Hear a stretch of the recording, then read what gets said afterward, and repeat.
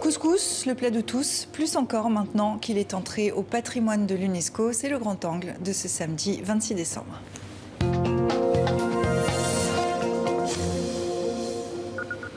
Vous savez ce qu'on dit, le vendredi c'est couscous, eh bien on va faire une exception, le samedi c'est aussi couscous.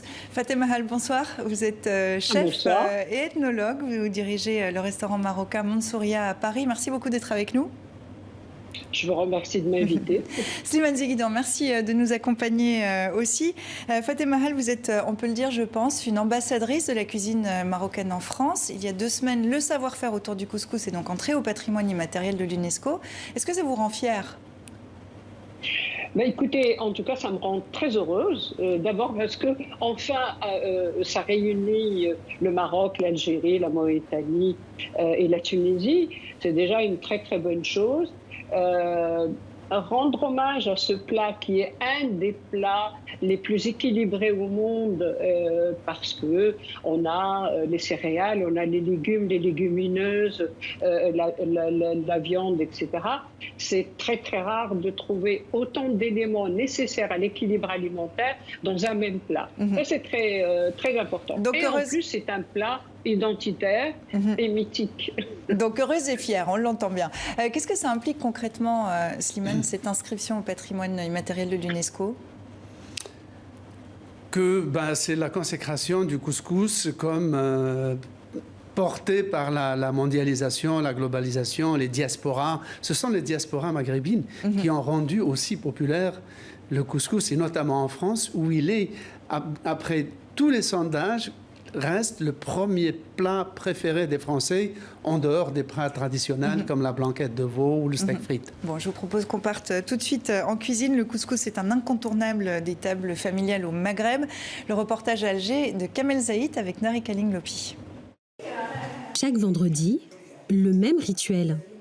Dalila Amis prépare tout en délicatesse sa semoule, sans oublier sa touche finale, personnelle. J'ai mis un petit oignon et un bon piment comme il faut. Le couscous est essentiel pour la famille algérienne. Ce plat rassemble toutes les générations. C'est devenu une habitude de le préparer et de le manger chaque vendredi. C'est rare de trouver une famille qui ne respecte pas cette tradition. Et comme en général le vendredi c'est le premier jour du week-end en Algérie, les gens sont chez eux et c'est l'occasion de se réunir autour d'un couscous et de parler de tout et de rien. Nous retrouvons Dalila Amis à un concours dédié à ce fameux plat. Cette présidente d'une association féminine est venue encourager les compétitrices. À chaque couscous, sa singularité, grâce aux recettes originales des candidates. Chaque ville nous a ramené sa façon de préparer le couscous, depuis le début, quand il n'est que semoule, jusqu'à ce qu'il devienne un plat délicieux servi sur une table. Et comme le patrimoine culinaire algérien est riche, les recettes de couscous se multiplient. Une variété quasi infinie de couscous qui fait la fierté du pays et du Maghreb tout entier. Pour nous, le couscous, c'est un plat qu'on retrouve pendant toutes les saisons, dans les mariages et dans les décès. C'est un plat qui nous réunit toujours. On est dans l'obligation d'exporter le couscous et de le moderniser, donc de le revisiter en gardant les bases traditionnelles. Donc ça reste un défi qu'on doit relever et Inch'Allah, on va réussir. Le couscous a déjà remporté sa plus belle victoire en s'exportant dans les assiettes à travers le monde. Alors l'adage dit qu'il y a autant de couscous que de familles, aux légumes, aux poulets, à la tête d'agneau, aux poulpes, aux escargots, encore aux oignons. C'est quoi votre recette fétiche, Fatima Hal ? Moi, j'aime les couscous simples. Vous savez, la base alimentaire de tous les Maghrébins, c'est d'abord la céréale, qu'il soit de blé dur ou d'orge verte. Après, les légumes, on respecte les saisons. Et par la suite, effectivement, chacun apportera sa touche. Je ne suis pas contre le modernisme, mais je suis un petit peu contre le folklore qu'on peut mettre autour. Oui, on va y venir dans un instant, parce qu'au niveau du folklore, il y a quelques points qu'on va pouvoir aborder. Mais d'abord, peut-être, Slimane, vous, votre couscous préféré, celui de votre maman, peut-être, j'imagine. Oui, mais en même temps, j'ai découvert en France, on peut acheter du couscous fait avec de la semoule, du couscous complet, fait avec du blé dur, mais complet. Et donc, c'est un couscous un peu marron, avec une saveur beaucoup plus corsée. Il y a aussi, on peut trouver du couscous de mil. C'est une céréale africaine. Et là, c'est on mélange la semoule de blé dur complète avec le mil et on ajoute un peu de quinoa. Alors là, vraiment, pour moi, c'est le summum. Alors justement, Fatema Hal, est-ce que ça, c'est la modernité ou est-ce que c'est du folklore? Non, le folklore, c'est quand on veut à tout prix plaire. Mais par contre, comme tout à l'heure dans le reportage, quelqu'un disait que c'est un petit peu difficile de le renouveler, mais qu'il faut renouveler le couscous, je suis tout à fait pour. Mais je ne suis pas pour mettre n'importe quoi juste pour faire différent. Le couscous est un plat qui est là depuis des siècles et des siècles. D'après les fouilles archéologiques, c'est du temps de Massinissa, quelques siècles quand même avant Jésus-Christ. Par la suite, on a eu des gens qui étaient modernes, qui étaient même très modernes avant l'heure, puisqu'ils respectaient les saisons. Pour la santé, c'est très important. Il y a un équilibre dans le couscous, il y a une architecture, il y a un travail qui a été fait et préservé. C'est un patrimoine. Si on préserve ce patrimoine, il faut préserver ça. Alors évidemment... pardonnez-moi... Justement, la semoule blanche, celle qu'on sert aujourd'hui au Maghreb, est un produit de la modernité, car le couscous traditionnel maghrébin est fait avec de la farine, du blé complet ou alors de l'orge. Il est marron. Il n'est pas blanc. Celui que nous mangeons aujourd'hui est très moderne. Alors, on va voir justement comment il faut le cuisiner. On va essayer d'être concret. Quelques questions rapides. Fatema Hal, d'abord, il y a un geste. C'est celui de rouler cette semoule. Oui, alors c'est vraiment le premier en plus geste qu'une petite fille apprend quand elle commence à apprendre la cuisine. Donc là où commence la transmission, qui est maintenant devenue apprentissage. On apprend à rouler le couscous. Le couscous, c'est quoi en fait? C'est d'abord du blé dur. Et il a absolument raison, mon camarade, de dire le blé complet, avant qu'il soit raffiné. Mais ça, c'est déjà depuis au moins un siècle qu'on mange du couscous raffiné. C'est comme le sucre, c'est comme pas mal d'autres. Alors justement, le sucre, avec ou sans sucre? Ah si.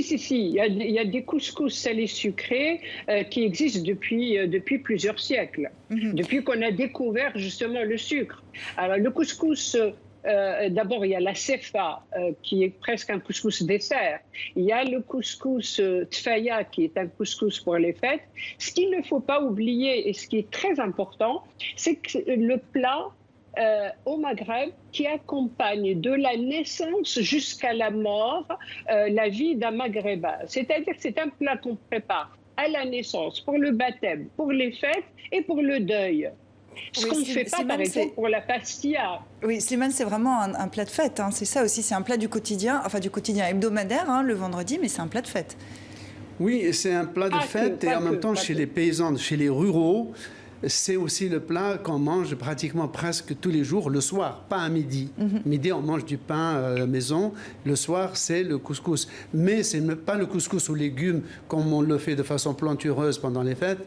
Moi, je me souviens, dans la petite Kabylie où j'ai grandi, c'est juste un bout de gras et quelques haricots blancs et de l'oignon. Ça fait une sauce blanche ou parfois des fèves sèches. Donc, c'est un couscous du pauvre, mais qui est le plat du soir. Vous avez l'œil qui brille, Slimane. On continue peut-être avec les petites astuces. Joseph Penn, vous posez la question, Fatema Hal, avec ou sans merguez? Eh bien, évidemment, bien sûr, sans merguez. Pour une raison simple. Les Français adorent les merguez avec le couscous. Le problème des merguez, c'est que c'est très parfumé. Et donc, ça déséquilibre les parfums. Et moi, je pars du principe que la cuisine, c'est aussi une architecture. On ne met pas n'importe quoi, on ne mélange pas, on compose. Et donc, le merguez déséquilibre ces parfums. Mais sinon... si les Français adorent les merguez avec le couscous, on a ces... C'est une habitude des pieds noirs d'Algérie, les merguez dans le couscous. C'est une hérésie quand même un peu de mettre des merguez, de mélanger des viandes comme ça se fait en France, ou c'est une évolution du couscous, Slimane? C'est le reflet d'un goût qui est celui des pieds noirs d'Algérie. De même que traditionnellement, on ne mange pas du couscous en l'accompagnant de vin. Mais avec l'évolution, maintenant, beaucoup de gens ne peuvent pas concevoir de manger un couscous sans un bon vin rouge. Se pose la question des épices. Lesquelles, Fatima Hall? Oui. Alors, vous savez, le couscous, contrairement au tagine, ce n'est pas les épices qui jouent le rôle principal. Le couscous, d'ailleurs, c'est fabuleux, c'est les herbes. Et on oublie ça. C'est-à-dire la coriandre, le persil, mais bien entendu, le poivre, le gingembre, c'est indispensable. Et enfin, alors, beaucoup de gens parlent de... Et enfin, pardonnez-moi, dernière question pratique, à la main ou à la cuillère? Alors, dans ma région qui est proche de l'Algérie, je suis une fille des frontières, je suis d'Oujda, à 6 km d'Algérie, on mange avec la cuillère. Par contre, partout au Maroc, on fait maintenant, dans la bourgeoisie, dans la classe moyenne, on mange avec la cuillère. Mais je trouve que ce geste de faire cette boule et cette relation presque passionnelle avec la nourriture, moi j'aime bien se toucher. C'est très sensuel. Alors, tout à l'heure, vous parliez d'hérésie. Il y a une hérésie, entre guillemets, pour les Maghrébins, c'est de voir qu'en France, il y a des gens qui mangent le couscous avec du pain. Mais c'est vrai que quand on connaît le Maghreb, c'est un peu bizarre, effectivement. La candidature à l'UNESCO a été portée pour la première fois conjointement par le Maroc, l'Algérie, la Mauritanie et la Tunisie. Slimane, le couscous fait l'union? Pour une fois? Pour une fois, oui, pour une fois.